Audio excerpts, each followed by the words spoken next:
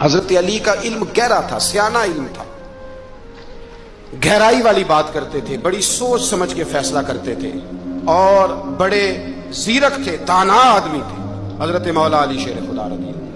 اور آپ کا فہم و فراست نرالا تھا۔ ایک شخص نے کہا جی میں نے ترس کھا کے ایک عورت سے شادی کیا، وہ بوڑھی تھی، ترس کھا کے نکاح کیا، میں جوان وہ بوڑھی ہے، پر میں قریب جاتا ہوں تو مجھے پتہ نہیں کیا ہوتا ہے، وہ بڑی جگہ پہ گیا ہوں پر میرا مسئلہ نہیں حل ہوتا، حالانکہ وہ لاوارث تھی اور شادی نہیں اس کی ہو سکی۔ تو حضرت علی شیر خدا فرمانے لگے بی بی کو میرے پاس لاؤ، عورت کو لاؤ۔ وہ لائے تو آپ فرمانے تیرا نکاح نہیں ہوا؟ کہنے لگی نہیں۔ فرمایا سوچ لے، چپ کر گئی۔ فرمایا کوئی گناہ کیا ہو؟ خاموش ہو گئی۔ کہنے لگی میں نے میرا آغاز تھا جوانی کا تو میں نے ایک ناجائز بچہ پیدا کیا تھا، اسے پھینک دیا، آبادی میں پھینکا۔